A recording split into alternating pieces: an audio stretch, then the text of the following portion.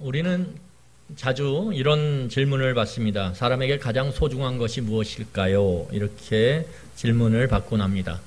또한 많은 책들의 제목 중에서도 이 세상에서 가장 소중한 것이 무엇일까에 대한 내용들을 많은 작가들이 글로 남기고 있습니다. 그런 면에서 보면 우리는 내 인생 가운데 가장 중요한 게 무엇일까? 왜냐하면 인생은 그 중요한 것에 집중해서 살아가는 것만도 시간이 부족하기 때문입니다. 에너지도 부족하고요. 그래서 인생을 살아가다 보면 어렸을 때는 많은 것들을 하고 싶어 해요. 하지만 인생이 어느 정도 시간이 지나다 보면 그 많은 것들을 내가 할 수 없구나. 그리고 무엇인가 내가 잘하고 좋아하고 그리고 의미 있는 일, 이 세 가지죠. 잘하고 잘해야 돼요. 못하는 걸 하면 할 때마다 짜증이 나죠. 그렇죠? 잘해야 됩니다. 두 번째는 그것이 재미있어야 돼요. 즐거워야 돼요. 그 일을 하면서 막 즐겁고 기뻐야 돼요. 그런데 그 일이 도둑질이면 안 돼요. 도둑질 안 돼. 너무 즐거워. 이러면 안 되죠. 여러분. 그래서 의미 있고 가치 있어야 합니다. 이 세 가지의 기준으로 우리는 내가 해야 될 일을 찾게 되고 그 일에 집중하게 되는 것입니다. 이렇게 집중하게 될 때 우리는 무엇에 집중해야 되는가? 내가 지금 집중하고 있는 이 일이 과연 집중할 만한 것인가? 우리는 질문하게 돼요. 그러면 여러분, 우리가 가장 소중한 내 인생의 일은 무엇일까? 그것을 알기 위해서는 우리의 시간의 마지막에 우리는 집중해서 살펴봐야 합니다. 사람이 살아가면서 늙어가게 되고 그 늙어가면서 사람은 마지막 시간을 맞이하게 되는데 그 마지막 시간으로 갈수록 사람의 마음 가운데 드는 내가 집중해야만 됐고 집중함으로 기쁨을 얻었던 일이 무엇인가를 쫙 살펴보면 거기에 무엇이 있냐 하면 관계라는 것이 있습니다. 관계. 사람이 마지막에 숨이 멈춰지는 순간에 제가 몇 번 그렇게 말씀드렸지만 돈을 좀 더 못 번 거에 대해서 내가 좀 더 넓은 집에 살지 못한 거에 대해서 내가 좀 더 좋은 차를 타지 못한 것들에 대해서 후회하지 않아요. 사람은 마지막 순간에 생명의 호흡이 끊어지는 그 찰나에 사람들이 후회하고 또한 기억하고 그 기억 속에서 기뻐하는 건 뭐냐면 관계예요. 여러분, 특히 어떤 관계에 집중하냐 하면 본연의 관계, 부모와 자식 관계, 부부 관계, 이러한 우리의 인생 가운데 맺어진 끊을래야 끊을 수 없는 관계에 우리는 집중하게 돼 있어요. 그리고 그 관계의 기억 속에서 우리는 때로는 후회하기도 하고 그 속에서 기뻐하기도 하며 인생을 마무리하는 거예요. 그런 면에서 관계는 굉장히 중요합니다. 어쩌면 인생은 그냥 관계예요. 제가 지난번에 말씀드렸듯이 우리는 그리스도인들로서 관계를 많이 연결하려고 애써야 돼요. 정말 성숙한 그리스도인일수록 나와 상관없이 보이는 내 삶 가운데 이익보다는 손해를 주는 그러한 관계는 연약한 자죠. 그런 관계와 일부러 의도적으로 관계를 연결하려고 애써야 합니다. 그게 그리스도인의 성숙도예요. 여러분, 관계를 당장 끊어버리면 편하죠. 내가 신경 쓸 일도 없고요. 내가 마음 쓸 일도 없고요. 내 것을 내줘야 되는 것도 아니에요. 그러면 어느 정도 인생에서 성공을 거둔 사람들, 무언가 가지게 된 사람들에게는 그만큼 편안한 게 없어요.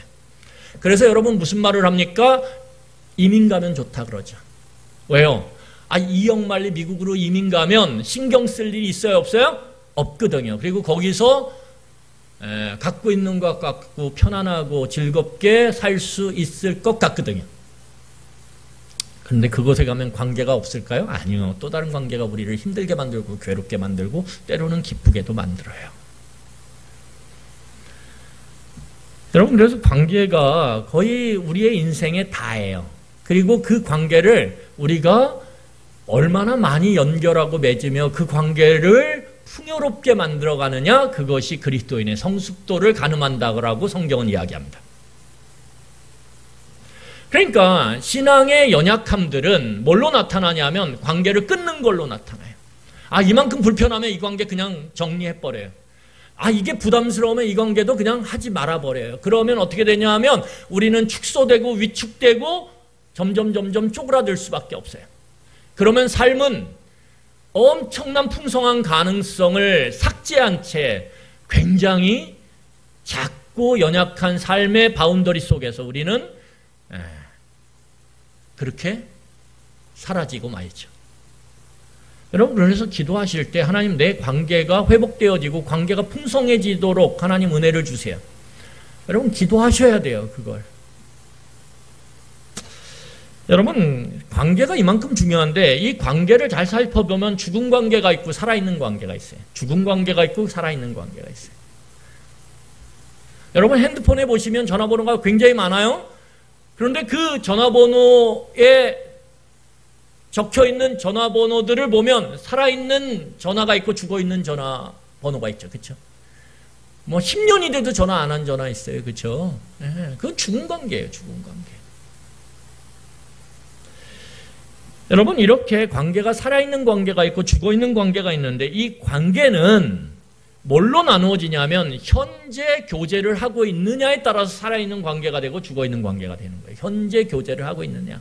현재 교제의 정도, 교제의 깊이, 교제의 그 빈도, 교제의 솔직함 이런 것들이 결국 살아있는 관계와 죽은 관계를 나누게 만든다. 구분하게 만든다라는 것입니다.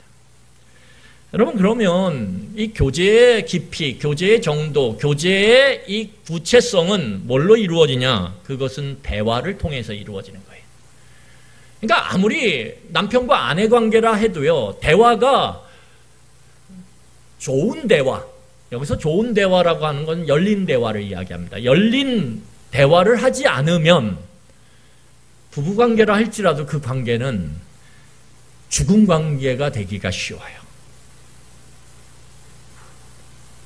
그래서 그 죽은 관계는 조그만 충격에도 팍 하고 깨지죠. 근데 막 싸우는 것 같아요. 목소리가 커가지고. 그래도 열린 대화를 지속하면 어떻게 되냐 하면 저 집 너무 시끄러워. 맨날 싸우는 것 같아. 근데 그게 대화예요. 벽이 있어서 싸우는 것처럼 느껴지는데 대화예요? 그리고 딱 보니까 뭐예요? 지하에서 차를 타고 나가는데 막 옆에 팔짱을 끼고 막 가요. 그걸 보면 이상하다 이러죠. 그만큼 대화가 중요한 거예요. 대화가. 여러분 이 대화라고 하는 것이 관계를 살아있는 관계와 죽은 관계로 만드는데 이 대화에 있어서 그렇게 살아있는 관계로 만드는 대화가 뭐냐? 열린 대화라는 거예요. 그러면 죽은 관계로 만드는 대화는 뭐예요? 닫힌 대화죠. 그러면 열린 대화라는 게 뭐냐? 열린 대화. 열린 대화라는 건 무엇이냐 하면 듣고 말하기를 상호적으로 지속하는 거예요. 듣고 말하는 거. 상대방이 말했으면 들어야 돼요. 그리고 상대방이 말이 끝나면 나도 말하는 거예요. 이런 듣고 말하기에 관계가 지속되어질 때 그럴 때 뭐가 되냐 하면 우리가 이야기하는 열린 대화가 이루어지고요. 열린 대화가 이루어질 때 그 교제가 관계를 살아나게 만드는 거예요. 살아있는 관계로 만드는 거예요. 그래서 인생을 살면서 참 좋다 이렇게 느끼는 거예요. 그런데 닫힌 대화는 뭐냐? 듣고 말하기가 지속되지 않아요. 이런 거죠. 밥 먹었어? 그러면 끝이에요. 그렇지 않습니까? 밥 먹었어? 그러면 뭐라고 대답하실 거예요? 거기서 나는 오늘 뭘 먹었어? 그 맛이 어땠어? 이렇게 대화를 이어가는 배우자가 있다면 대단한 거예요. 보통은 우리가 어떻게 합니까? 밥 먹었어? 그러면 뭐라 그래요? 그리고 한마디 더 하면 뭐라 그래요? 당신은? 그러면 그러면 뭐라 그래요? 자자. 이게 닫힌 대화죠. 더 이상 듣기와 말하기가 지속되지 않아요. 그러면 어떻게 되냐면 교제가 풍성해질 수 없죠. 풍성해지지 않으면 어떻게 됩니까? 살아있는 관계보다는 죽은 관계가 될 가능성이 높다라는 거예요. 그리고 그 죽은 관계는 화석화됨으로 충격에 약해서 깨지기 쉽상이라는 거예요. 여러분, 하나님과도 열린 대화를 해야 돼요, 우리가. 그래야 하나님과 교제가 깊어지고요. 하나님과의 관계가 살아있어서 우리의 인생에 만나는 폭풍과 같은 인생의 그 상황 가운데, 충격 가운데 우리가 하나님과의 관계가 깨지지 않고 견고하게 견뎌낼 수 있는 거예요. 그러면 그 하나님과의 교제를 통해서 살아있는 관계가 되기 위해서 열린 대화를 해야 되는데, 그 열린 대화가 뭐냐? 듣기와 말하기를 지속하는 거예요. 그러면 듣는 게 무엇일까요? 하나님의 말씀을 듣는 거죠. 하나님의 말씀을 듣고 읽고 묵상하고 공부하고 그리고 그것을 암송하고, 그게 듣는 거예요. 그러면 말하는 건 무엇일까요? 기도하는 거죠. 그래서 항상 기도는 말씀을 듣고 기도해야 돼요. 하나님의 뜻이 무엇인지를 알아가면서 기도해야 돼요. 그래야지 그 말하는 것이 지속적인 열린 대화를 가능케 해요. 여러분, 그런데 잘 생각해 보세요. 남편과 아내가 대화를 해요. 그럴 때 남편의 말을 잘 듣지 않고 그냥 하고 싶은 말을 말하면, 그럼 어떻게 될까요? 상대방이 대화를 지속하고 싶을까요? 지속하고 싶지 않을까요? 않죠. 내가 분명히 이야기했는데 그걸 안 듣고 딴소리를 하면 그 대화는 닫힌 대화가 돼버리는 거예요. 하나님과의 관계도 마찬가지예요. 하나님과의 관계도 말씀을 듣는 것들이 지속되지 않는 상태에서 내가 하고 싶은 말만 쏟아내면 그 관계는 닫힌 대화로 흘러가기 때문에 그 관계는 성장하거나 성숙할 수가 없어요. 그래서 성도에게 있어서 신앙의 성숙과 성장에 가장 중요한 게 뭐냐? 이 듣기와 말하기, 말씀과 기도의 균형성이에요. 말씀과 기도가 균형 있게 내 삶에 자리 잡으면 여러분, 신앙은 성장하지 말라 그래도 성장해요. 제 역할은 무엇이냐 하면 여러분들과 저의 삶 가운데 이 듣기와 말하기, 말씀과 기도의 삶이 습관처럼, 하지만 의미 있는 습관으로서 자리 잡아서 내 삶 가운데 하나님과의 교제가 깊어지고 살아있는 관계가 되어서 어떠한 외부적 충격에도 결코 깨지지 않고 견고하게 서갈 수 있도록 그렇게 돕는 것, 그것이 제 역할이라는 거예요. 그래서 요즘에 열심히 말씀을 전하고 있습니다. 눈이 튀어나올 것 같아요. 왜냐하면 맨날 앉으면 성경 보고, 앉으면 성경 보고, 앉으면 성경 보고, 그러니까 눈이 점점 앞으로 나오고, 만약에 제가 왕눈이가 되면 여러분 놀리시면 안 됩니다. 다 여러분들 때문이에요. 아셨죠? 자, 그러면 오늘 성경을 통해서 예수님께서 이 예수님의 겟세마네 기도를 통해서 오늘 성경이 말하는 그 말하기, 기도가 뭔지를 오늘 우리에게 가르치고 계세요. 우리 한번 같이 살펴보도록 하겠습니다. 여러분, 예수님께서 이 땅에 오셔서 이 땅 가운데 하신 일이 뭐냐 하면 딱 한 가지예요. 하나님 나라를 선포한 거예요. 이 하나님 나라를 선포하고 그 하나님 나라가 무엇인지를 가르치고 그 하나님 나라를 자신의 온몸으로 살아내신 게 다예요, 예수님은. 그러니까 우리가 예수님을 따라간다 그럴 때 우리가 해야 될 것도 동일하다라는 거예요. 그러면 자, 보겠습니다. 우리 마가복음 1장 14절과 15절 말씀을 같이 우리 읽도록 하겠습니다. 같이 읽겠습니다. 시작. 요한이 잡힌 후 예수께서 갈릴리로 오셔서 하나님의 복음을 전파하여 이르시되 때가 찼고 하나님의 나라가 가까이 왔으니 회개하고 복음을 믿으라 하시더라. 아멘. 여러분, 예수님께서 오셔서 한 일이 무엇입니까? 하나님 나라의 복음을, 하나님 나라를 선포한 거죠. 그리고 이것을 증거하고 가르치고 그것을 삶으로 증명하시면서 예수님은 십자가까지 가신 거예요. 그러면 하나님 나라가 무엇입니까? 간단하게 이야기하면 하나님이 온 우주에, 또한 내 삶에, 거시적인 안목에서의 온 우주, 그리고 미시적인 안목에서의 내 삶의 통치자다 이거예요. 내 삶의 통치자다. 내 삶의 진짜 주인이다. 이것을 어떻게 했냐면 사람들에게 가르친 거예요. 잘못된 주인을 섬기고 있는, 그것이 돈의 주인이든 권력의 주인이든 아니면 명예의 주인이든 아니면 그 무엇이 되었던 잘못된 주인을 따라 섬기고 있는 사람들에게 진짜 주인은 하나님이시다라고 하는 것을 가르치시고 증거하시고 자신의 삶의 순종을 통해서 진짜 주인에게 순종하는 삶을 통해서 보여주신 것, 그게 뭐예요? 그게 다예요. 그게 다예요. 결국 예수님께서 우리에게 원하시는 건 그거예요. 네 진짜 주인을 바로 알고 그분을 믿고 따르라는 것. 그런데 이 과정에서 심각한 문제가 발생한다라는 거예요. 이 과정에서 어떤 심각한 문제가 발생하냐면, 이 하나님의 주인 되심을 내 삶 가운데 인정하고, 그래서 그 주인의 말씀에, 주인의 뜻에, 당연히 주인의 말과 주인의 뜻에 쫓아가지 않겠습니까?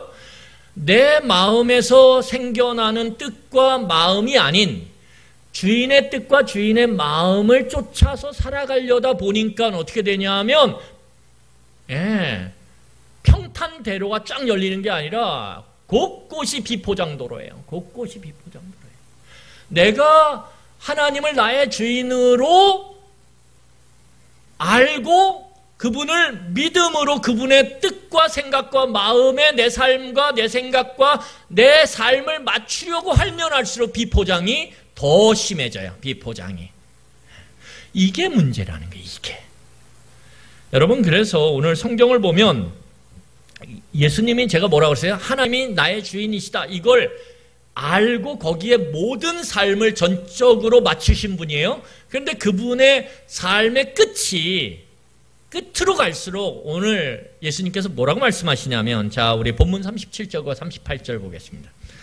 38절과 37절과 8절을 보면 예수님의 인생에 그 하나님에게 뜻을 맞추고 진짜 주인이신 하나님의 생각에 자신의 생각을 맞추려고 할 때 비포장이 심해져요. 자, 그래서 뭐라고 그 비포장길을 가면서 이야기하냐면, 자, 우리 37절, 38절 읽겠습니다. 시작. 베드로와 세베대의 두 아들을 데리고 가실새 고민하고 슬퍼하사 이에 말씀하시되 내 마음이 매우 고민하여 죽게 되었으니 너희는 여기 머물러 나와 함께 깨어 있으라 하시고, 예수님께서 뭐라고 말씀하시냐면 하나님이 나의 주인이시고 그 주인의 말씀을 따라 사는 것이 이 세상 속에서 너무 어렵다는 거예요. 너무 어렵다. 얼마나 어려우냐면 오늘 예수님이 뭐라고 그러세요? 내가 고민하여 죽게 되었다, 이렇게 얘기하죠. 내가 정말 고민이 되고 고통스러워서 죽을 지경이야.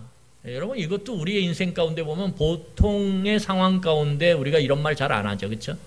물론 이걸 습관적으로 이야기하는 분도 있어요. 죽겠어 그러지 마세요. 너무 습관처럼 얘기하면 사람들이 그거 들으면서 그냥 관용구를 흘려보내요. 이렇게 에휴 또 그러네 이렇게. 여러분, 제일 싫은 소리가 뭐예요? 또 그러네. 아니세요? 옆 사람이 뭐라 그러면 또 그러네. 그게 제일 싫잖아요. 그렇죠? 그런 소리를 안 들으려면 어떻게 해요? 습관처럼 이야기하는 그런 말들을 잘 정돈해 보셔야 돼요. 오늘 성경을 보면 예수님께서 얼마나 힘든지 예수님의 인생 가운데, 생애 가운데 딱 한 번이에요. 나 죽을 지경이다, 이렇게 말씀하시는 거예요. 굉장히 심각한 거죠. 여러분, 그런데 이게 비단 예수님만 이러셨냐? 아니요. 예수님을 본받아서 살아갔던 사도 바울. 사도 바울이 뭐라고 얘기하냐 하면 자신이 개척한 교회들, 성도들을 향해서 너네들 예수님을 본받고 싶니? 그러면 예수님을 본받고 싶으면, 근데 예수님이 없어. 지금 보이지 않아요? 모델이 필요하죠. 본받기 위해서. 그러면 누구를 본받냐? 나를 본받아. 이렇게 얘기해요. 굉장한 자신감이에요. 사도 바울이 예수님을 본받고 살아가고 싶니? 그러면 나를 본받아. 왜요? 사도 바울의 생애는 온전히 예수님을 본받아서 따라가는 삶이었거든요. 그러니까 보이는 나를 교보제 삼아서 보고 따르고 말하면 너희들이 그게 예수님을 따라가고 닮아가고 예수님을 본받는 거예요. 이렇게 얘기할 정도로 사도 바울은 날마다 예수님을 따라가는 삶을 지향했다라는 거예요. 지향. 그런데 그 결과가 뭐냐? 오늘 고린도후서 1장 8절입니다. 고린도후서 1장 8절 말씀을 같이 보겠습니다. 같이 읽겠습니다. 시작. 형제들아, 우리가 아시아에서 당한 환난을 너희가 모르기를 원하지 아니하노니 힘에 겹도록 심한 고난을 당하여 살 소망까지 끊어지고. 오늘 사도 바울이 뭐라 그러냐면, 형제들아, 우리가 아시아에서 당한 환난을 너희가 모르기를 원하지 않는. 왜 환난 당했어요? 예수님 따라가다 보니까, 예수님의 말씀을 전하다 보니까, 예수님의 뜻대로 행하다 보니까 결국은 당하게 되는 결과가 뭐냐? 힘에 겹도록 심한 고난을 당했다라는 거예요. 그래서 오늘 뭐라 그러냐면, 내가 살아야 되는 소망까지도 끊어. 이게 뭐예요? 예수님이 겟세마네 동산에서 말씀하신 거죠. 뭐라고요? 죽을 지경이다. 여러분, 그러니까 이게 참 예수를 믿는다라는 것, 그리고 예수님이 그 가셨던 길을 따라간다라는 것, 다시 말해서 하나님이 나의 주인이심을 인정하고 그 주인의 뜻에, 주인의 생각에, 주인의 마음에 나의 생각과 마음과 뜻을 맞춰간다라는 것, 이것은 쉽지 않은 길이라는 거예요. 여러분, 그래서 신앙생활 쉽지 않아요? 작용이 있으면 반작용이 있죠. 이게 하나님께서 만드신 자연세계의 원리예요. 우리가 살아가는 세상에 대한, 우리가 그 속에서 하나님의 뜻에 반응하면 반응할수록, 그 작용을 할수록 세상은 우리를 반작용으로 더 심하게 몰아치자. 그런 거예요.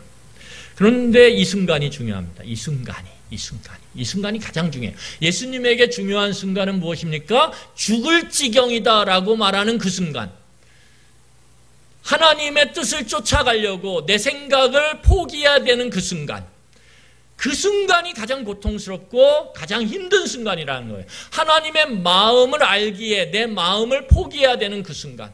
하나님의 뜻을 알기에 내 뜻을 접어야 되는 그 순간, 그 순간이 가장 인생의 고통스러운 순간이죠. 예수님도 그렇게 말씀하시는 거예요. 그런데 그 고통스러운 그 순간이 가장 중요하다라는 거죠.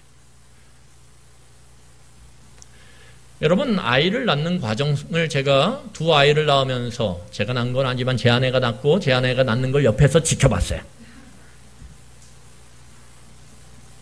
그러면서 제가 깨달은 게 있어요. 인생에서 가장 중요한 순간, 생명이 탄생하는 순간인데 그 순간에 가장 중요한 순간이 언제냐? 저는 가장 고통스러운 그 순간이에요. 아이가 엄마의 자궁 속으로부터 바깥으로 나오는 그 순간. 그 순간이 산모에게는 가장 고통스러운 순간이거든요. 그런데 그 순간을 포기하면 생명은 죽어요. 그런데 그 순간을 이겨내면 생명은 탄생해요.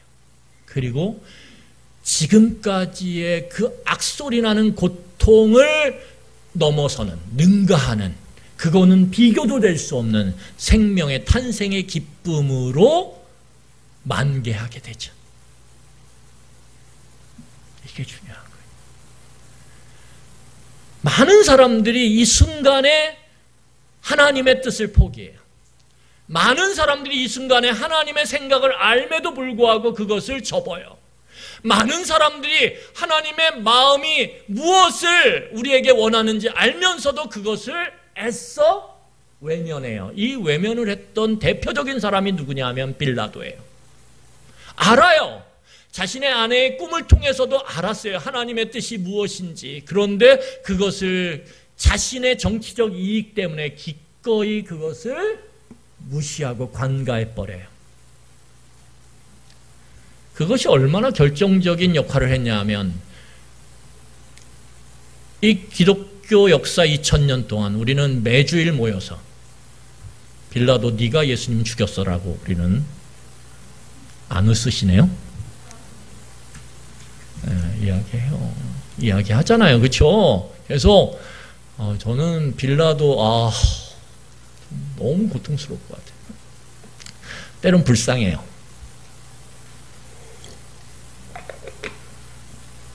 그런 거 생각 안 해보셨어요? 이 마음이 긍휼이 없군요. 저는 사도신경 하면서 빌라도 이름 나오면 이런데?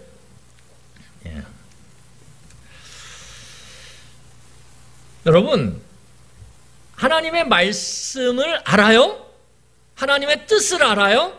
그런데 참 그것이 순종하기 어려워요. 내 마음과 뜻은 달라요. 생각은 달라요. 그래서 그게 딱 부딪혀서 팍 스파크를 내는 그 순간. 그런데 점점 삶의 방향은 뭐예요? 내가 원하지 않는, 하나님이 원하시는 방향으로 그렇게 흘러가는 것처럼 느껴지는 그 순간. 이 순간이 가장 중요하다는 거예요. 생명이 죽을 수도 있고 태어날 수도 있는 이 순간. 이 순간 예수님께서는 오늘 36절을 보세요. 36절 보세요. 오늘 36절에 보면 이 순간, 가장 중요한, 생명이 태어날 수도 있고 생명이 죽을 수도 있는 이 순간. 이 순간에 예수님은 자신의 자리를 어디로 옮기시냐면 26절 같이 읽겠습니다. 시작. 이에 예수께서 제자들과 함께 겟세마네라 하는 곳으로 이르러 제자들에게 이르시되 내가 저기 가서 기도할 동안 너희는 여기 앉아 있으라. 예수님은 그 가장 중요한 그 순간 어디로 자리를 옮기시냐면 기도의 자리로 옮기신다라는 거예요. 이게 우리랑 다른 거예요. 우리는 아무리 힘든 순간이 와도요, 어떻게 잘 되겠지 뭐. 흘러가다 보면 되겠지 뭐. 이렇게 생각하거나 아니면 우리는 누군가 사람을 찾아서 전화번호 명부에 있는 사람들을 찾기 시작해요. 근데 예수님은 오늘 하나님과 대화하는 자리, 하나님과 이야기를 나누는 자리로 자신의 자리를 옮기셨다라는 거예요. 여러분, 이게 너무 중요한데 예수님은 가장 고통스러운 순간에도 하나님과 대화하고 말하는 것을 포기하지 않았다라는 거예요. 예수님의 생애를 보면 예수님은 항상 아무리 바쁘고 일에 치이는, 사역에 치이는 순간에도 하나님의 말씀을 듣고 하나님의 말씀에 대해 내가 말하는 듣고 말하는 이 대화의 시간, 열린 대화의 시간을 예수님은 꾸준히 가져왔다는 거죠. 이 꾸준함이 중요한 거예요. 여러분, 인생에 있어서 중요한 것이 무엇입니까? 꾸준함이에요. 특별히 이런 열린 대화, 좋은 대화를 여러분들이 여러분들의 자녀들과 여러분들의 가족들과 하나님과 꾸준히 맺어간다면 그것은 축적되어지는 과정 속에서 여러분들의 인생과 우리의 인생을 바꾸게 됩니다. 굉장히 중요한 거예요. 여러분, 축적 없이 어떤 것도 열매를 맺진 못해요. 그러니까 우리가 걸어야 되는 건 뭐냐면 내 삶 가운데 하나님, 내가 하나님과 말하고 듣는 이 대화의 시간을 무엇과도 양보하지 않겠습니다라고 여러분들이 그것을 어떠한 틀에 넣는 거예요. 그래서 그것이 내가 싫든 좋든 그것을 할 수 있도록 만들어가는 것, 그것이 여러분들의 삶을 복되게 만드는 굉장히 중요한 길이라는 거예요. 그러면 여러분, 오늘 예수님이 그 겟세마네 동산에 올라가셔서 기도한 내용이 무엇일까요? 오늘 39절입니다. 우리 39절 같이 보도록 하겠습니다. 39절 같이 읽겠습니다. 시작. 조금 나아가서 얼굴을 땅에 대시고 엎드려 기도하여 이르시되 내 아버지여, 만일 할만하시거든 이 잔을 내게서 지나가게 하옵소서. 그러나 나의 원대로 마옵시고 아버지의 원대로 하옵소서. 여러분, 오늘 예수님의 기도의 내용을 보면 이게 기도의 내용이에요. 그런데 예수님의 기도하는 내용과 별도로 기도의 방식이 있어요. 예수님이 기도의 방식만 놓고 보면 예수님의 기도는 정말 절절한 간청이에요. 어떻게 보면 절절한 매달림이에요. 얼마나 매달리는지 몰라요, 예수님이. 기도의 방식만을 놓고 보면 예수님이 이 동일한 기도를 3번 반복하십니다. 3번 반복하세요. 절절하게 반복하세요.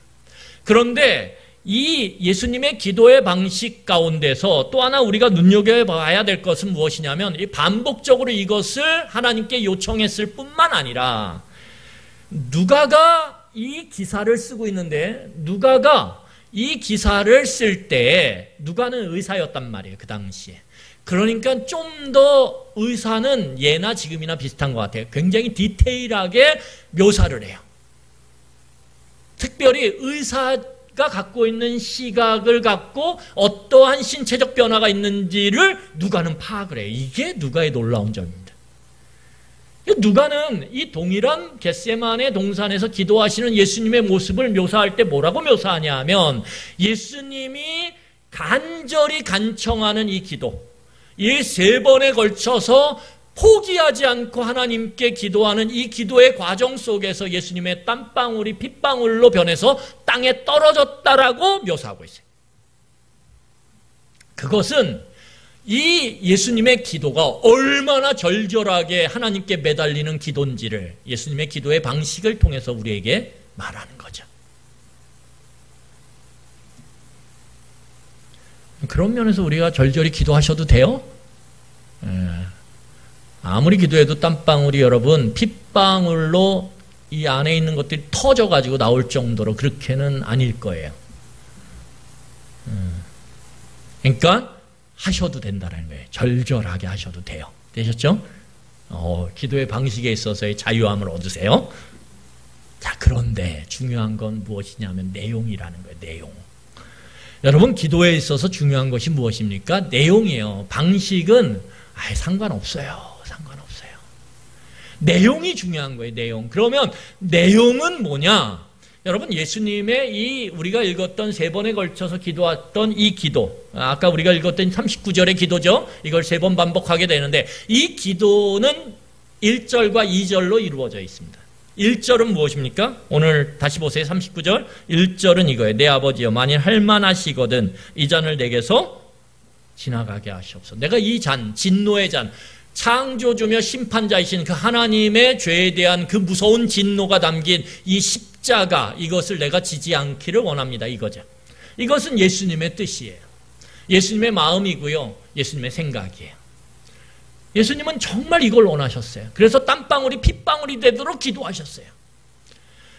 그런데 우리가 놓치지 말아야 될 것은 예수님의 기도에 2절이 있다라는 거예요.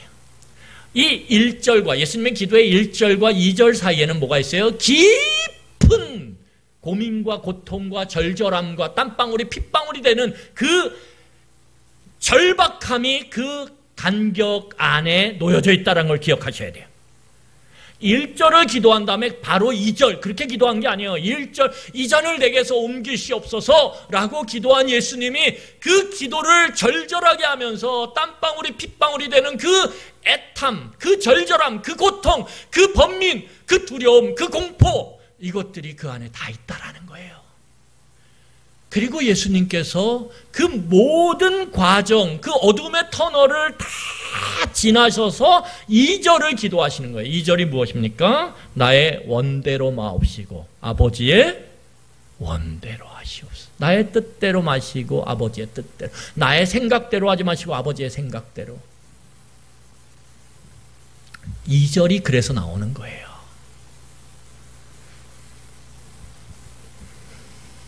여러분, 오늘 우리가 예수님의 기도를 보면 예수님이 원하셨던 1절이 그의 기도 속에서 끝까지 주장되지 않아요. 이게 중요한 거예요.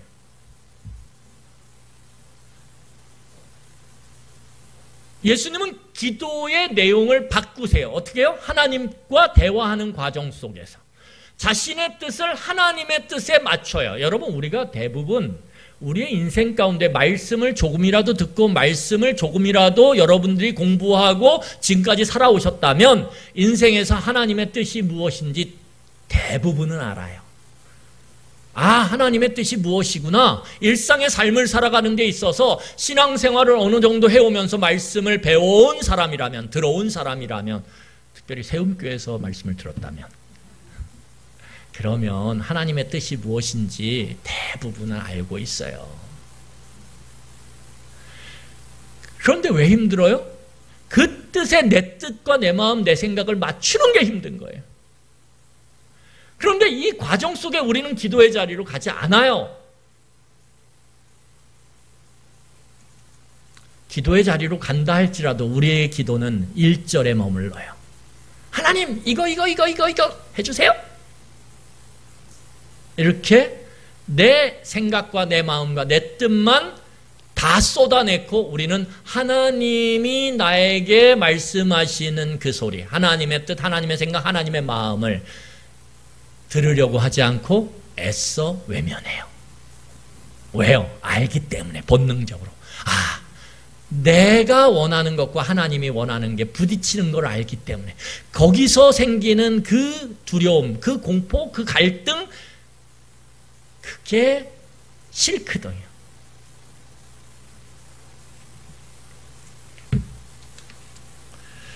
여러분, 그래서 우리의 기도에 문제가 생기는 거예요. 우리의 기도에 오작동이 생겨요. 왜? 우리는 기도를 자판기에 돈을 넣고 더 좋은 게 나오기를 원하는 것처럼 그렇게 생각하거든요. 내가 기도라고 하는 자판기에 300원어치의 기도에 그 애씀을 넣고, 하나님 제가 새벽기도 나오는 거 아시죠? 이렇게, 그죠? 제가 특별히 이번에 기도원 올라갑니다. 이렇게. 300원 딱 넣어요. 그리고선 어떻게 합니까? 탁 누르면 뭐예요? 그 자판기가 마치 빠치코처럼 돌아가다 덜컹덜컹덜컹 그러면서 뭐가요? 푹 나오는데 이러는 거죠. 만약에 내가 넣은 것에 비해 시원치 않은 게 나오면 어떻습니까? 실망하죠. 왜? 우리는 그래서 기도를 자판기처럼 생각해요. 그래서 거부당하면 어떠냐면 실망해요. 내가 원하는 것보다 작게 이루어지면 우리는 거기서 실망하고, 그리고 어떻게 됩니까? 실망하니까 그게 반복되다 보면 그 자판기를 이용하는 횟수가 줄어들까요? 늘어들까요? 솔직하게 얘기하셔야 됩니다. 여러분, 맨날 가서 넣는데 딱 누를 때마다 어떻게 해요? 계속 안 나오거나 아니면 내가 넣은 것에 비해 작은 게, 기대하는 것보다 작은 게 계속 나와요. 그럼 그 자판기 이용하겠어요? 안 이용하겠어요? 안 이용하죠. 안 이용해요. 우리는 기도를 자판기처럼 내가 원하는 것을 하나님께서 들으시고 이루어지는 것처럼 생각하는 순간 우리는 기도를 하면서, 제가 100% 장담합니다, 반드시 실망할 거예요. 그리고 우리의 기도의 횟수와 기도의 깊이는 점점 줄어들고요, 얕아질 거예요. 그리고 신앙생활을 오래 하면 할수록, 이런 자판기 신앙을 갖고 자판기 기도를 하면 나이가 들어갈수록, 신앙생활이 오래될수록 기도는 더 멀어져요. 그래서 이런 말을 하는 거예요. 신앙생활 오래 할수록 기도하는 게 참 힘들어.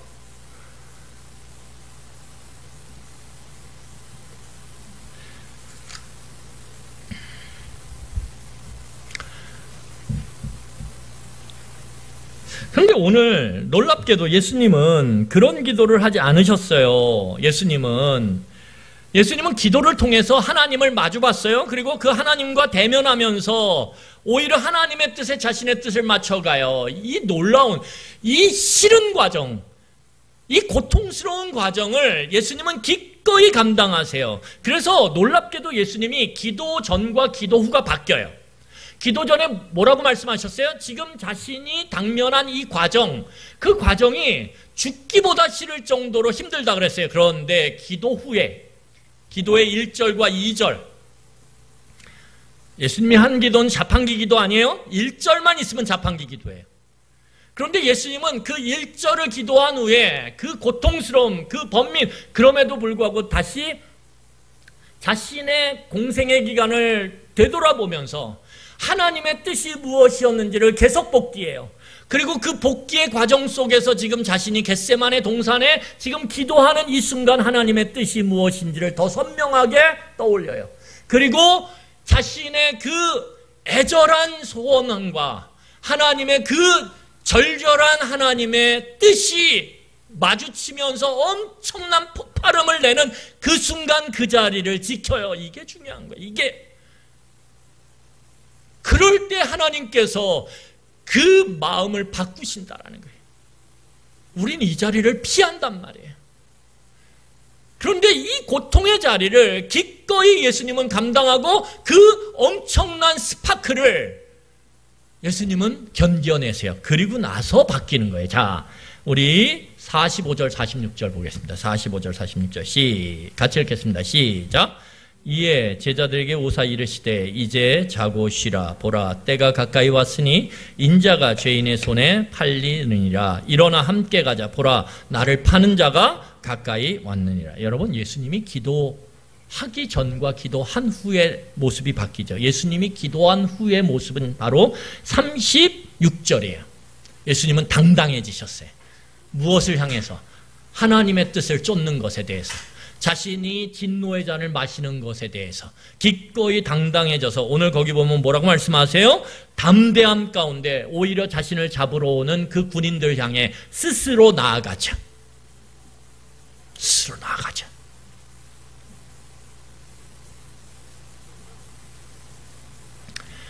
하나님의 뜻을 알고 있어요. 나의 원함이 있어요. 그런데 그 두 개 사이에 그 스파크 튀기는 그 현장에 견뎌내며 기도하는 거예요. 고통스러운데 하나님의 뜻을 괜히 내가 이야기했다가, 기도 중에 그것을 괜히 말했다가 그대로 가면 어떡해? 그러면 내가 엄청난 손해를 볼 것 같고, 그러면 내 인생이 흔들릴 것 같고 두렵거든요. 그래서 우리는 애써 그 기도를 입에서 떼내기를 싫어해요. 하나님, 내 자녀를 잃게 해주세요. 그런데 그 아이의 지금 상황을 보니까 하나님 그러지 않을 수도 있을 것 같은데, 하나님 그것을 이런 말 하기 싫단 말이에요.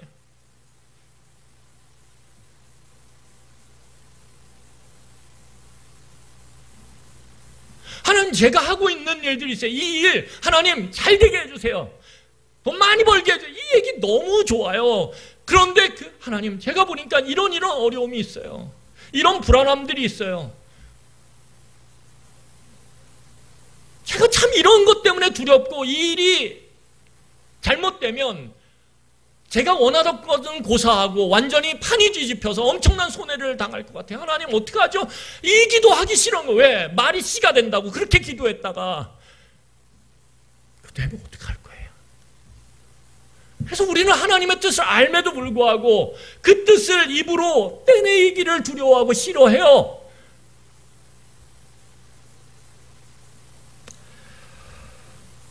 그리고 그 기도를 함으로 인해서 하나님의 뜻에 내 뜻을 맞춰가는 게 너무 고통스럽거든요. 죽을 것 같거든요. 왜? 고통스러우니까. 애가 막 엄마의 자궁문을 열고 밖으로 나올 때 어떻게 해요? 엄마가 이렇게 죽을 것 같아! 이러거든요.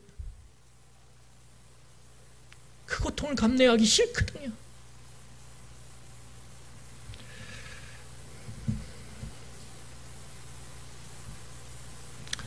여러분, 기도는 단순히 우리가 원하는 무엇인가를 자판기처럼 돈을 놓고 돈을 먹는 것처럼,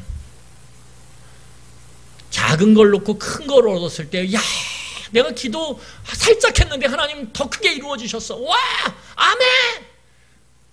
그게 기도가 아니에요. 그건 기도가 아니에요. 그거는.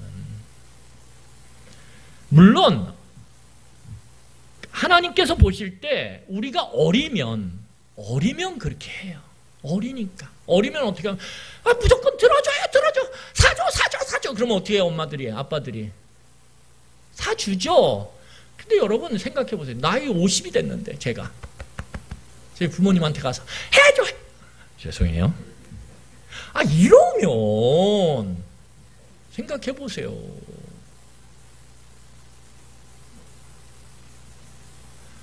하나님께서 우리의 신앙이 자라가기를 원하신단 말이에요. 당연하지 않습니까? 부모의 소원이 아이가 자라는 거죠.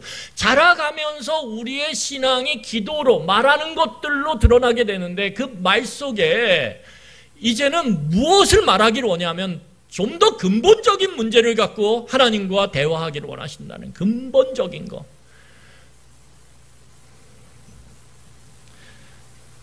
여러분, 거꾸로 돌려 생각해 보세요. 굉장히 중요합니다.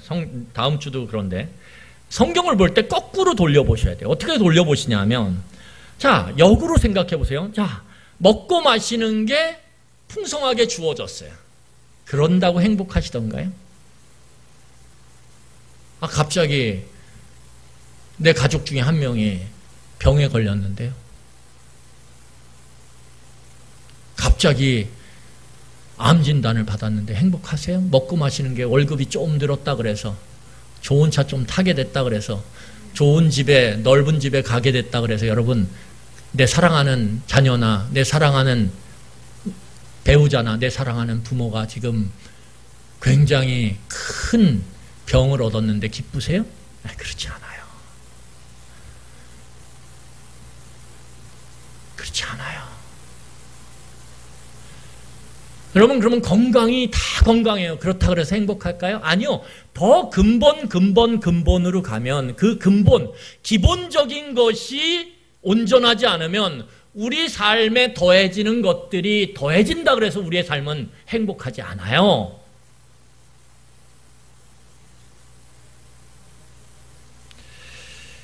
여러분, 예수님의 대화는 말씀 정리하겠습니다. 예수님의 기도는 하나님과의 대화를 통해서 근본적인 것들을 조정하는 과정이에요. 근본적인 것들을 조정하고 그걸 받아들이는 과정.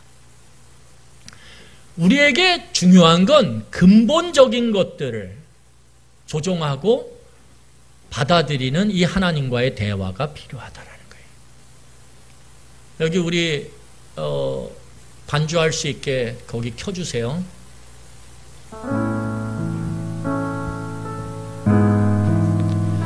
이게 힘들어요. 이게 힘든 거예요. 엄청 힘들어요. 왜? 근본적인 것은 하나님의 뜻과 내 뜻이 너무 차이가 많거든요.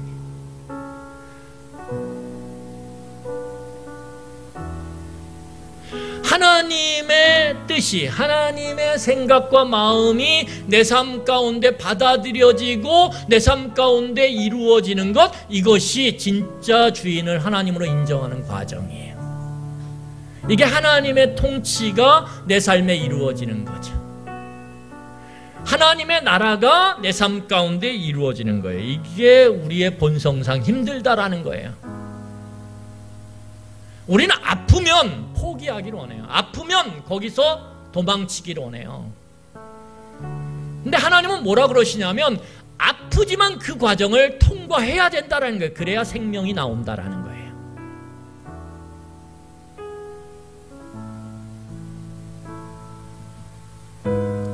여러분, 우리가 기도할 때 하나님이 분명히 말씀하셨어요. 뭐라고 말씀하셨냐면 이렇게 얘기하세요. 그런즉 너희는 먼저 그의 나라와 그의 의를 구하라. 그리하면 이 모든 것을 더하시라. 이게 예수님의 말씀이에요. 그럼 믿음으로 받아들이셔야지. 뭐라고 받아들이셔야 돼요? 하나님, 오늘도 하나님의 뜻과 생각과 마음이 나의 삶 가운데 내 생각과 마음과 뜻을 누르고 승리하기를 원합니다. 아멘. 하나님의 나라가 내 삶 가운데 이루어지기를 원합니다. 하나님의 통치가 내 삶 가운데 이루어지기를 원하고 하나님의 그 주인 되심이 나의 관계 안에, 나의 원함 안에 이루어지기를 원합니다. 그런데 그게 죽을 것 같아요. 용서하기 싫은데 하나님이 오늘 반복적으로 말씀하세요. 용서하라고. 죽을 것처럼 싫어요. 그럴 때 어디로 가셔야 되냐면 기도의 자리로 가야 되는 거예요. 그리고 1절을 왜 얘기하세요? 하나님, 저 용서하기 싫어요. 이래서 용서하기 싫어요. 제 남편 용서하기 싫어요. 제 아내 용서하기 싫어요. 내 자식 용서하기 싫어요. 그 직장 상사 용서하기 싫어요. 하나님 어떻게 해요? 땀방울이 핏방울이 되도록 기도하시라는 거예요. 그럴 때 2절이 나오는 거예요. 하나님의 말씀이 천둥처럼 확장돼서 우리의 마음을 때리는 거예요. 내 뜻이 뭔지 알지 않냐? 네가 내 통치를 받고 내 다스림을 인정한다면 내가 지금 원하는 게 뭔지 알지 않냐? 그럴 때 거기서 우리는 몸부림치는 거예요. 하나님, 하기 싫은데 이거 해야 되는데 어떡하죠? 저를 도와달라고, 저를 좀 붙들어 달라고, 제 이 악한 본성을 좀 거스릴 수 있는 은혜를 달라고 우리 기도하는 거예요.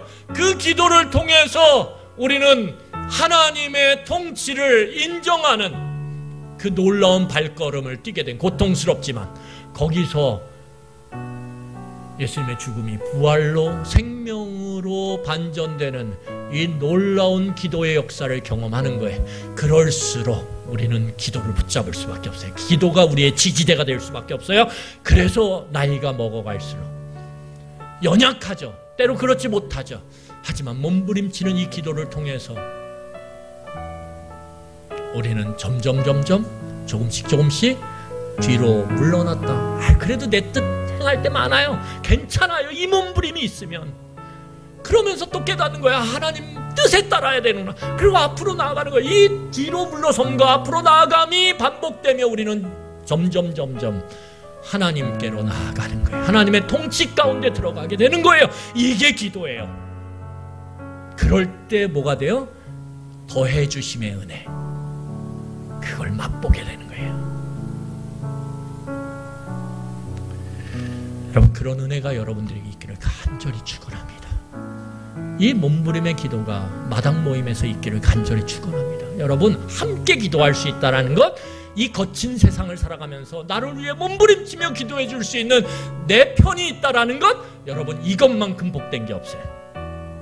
제가 여러분들을 위해서 새벽마다 기도해요. 여러분의 가정, 여러분들의 아이들의 이름을 불러가며 기도해요. 여러분, 그것만큼 여러분들에게 복된 건 저는 없다고 생각해요.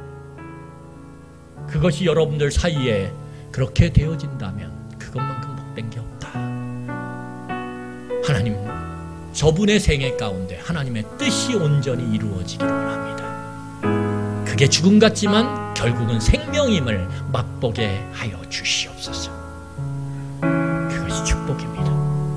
우리 이 시간에 같이 찬양하며 말씀을 돌아보도록 하겠습니다.